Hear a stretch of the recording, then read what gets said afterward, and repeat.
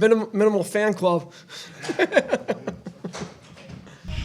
Sorry to make you wait, Pete. All good.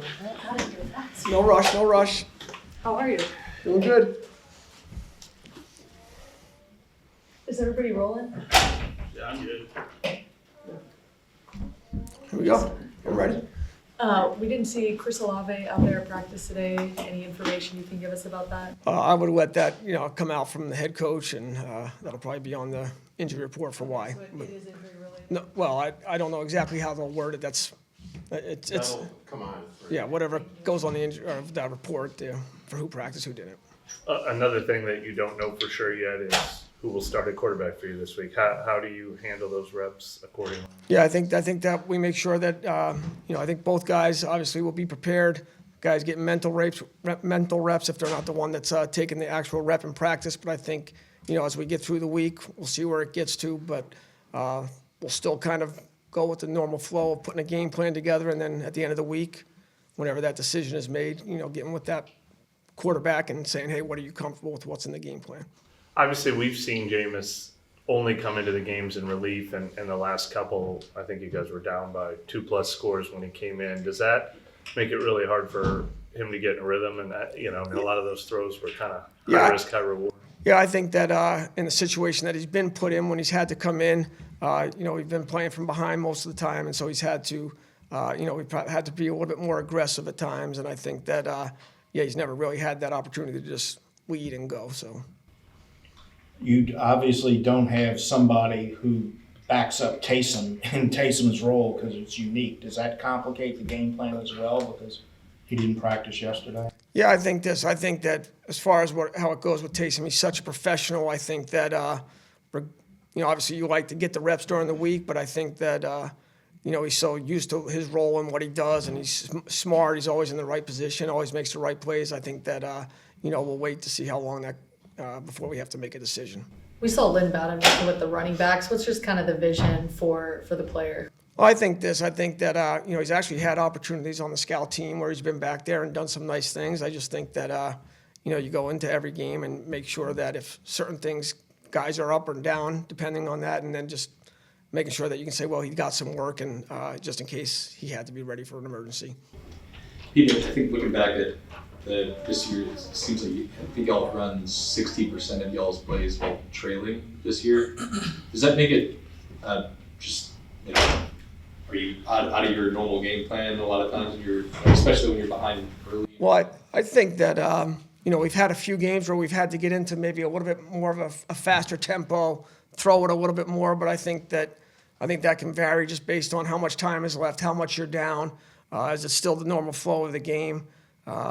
So I think, again, that just probably varies by situation. I think if you're down by a couple scores and it's getting late in the game, or a time where we felt like, hey, the tempo got us a rhythm and got us going. So I think that it can be different circumstances.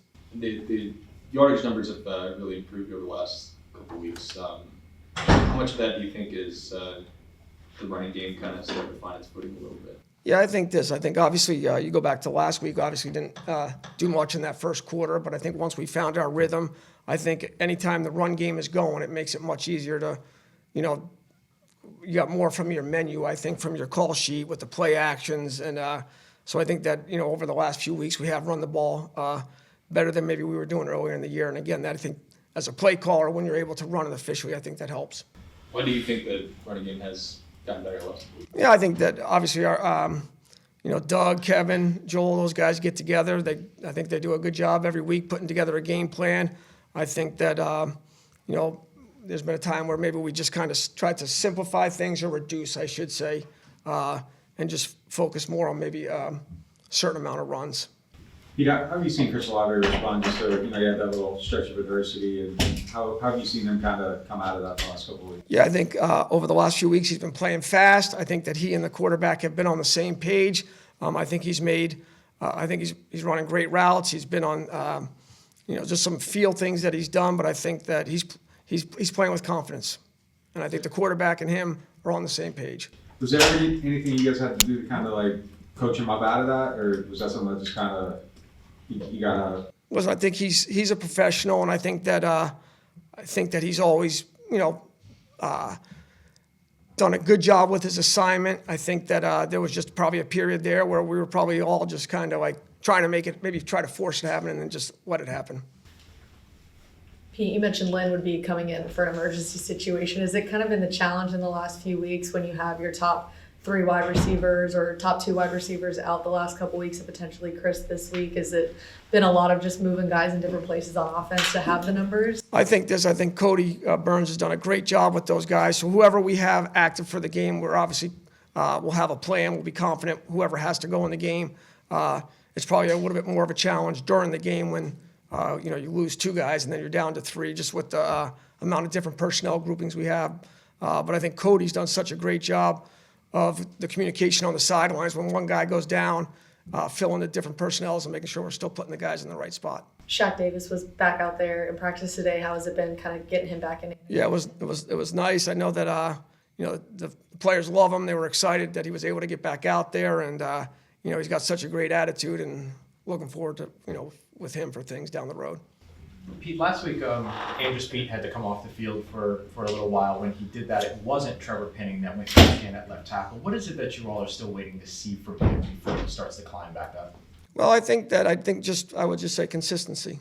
I think that we've seen him do some good things, and I think that it's just right now that's just the direction we went with last week, and we'll continue working with him. Doug will, getting him ready to go if he has to.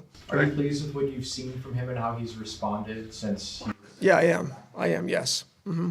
And are there certain things what are some of the things that you were looking for that you have seen to this point in terms of his continued development? I think part of it was, maybe just assignment, and then obviously some confidence. But I think that again, he's just he doesn't have a ton of reps under his belt prior to that, and so I think the more and more he could get, the better.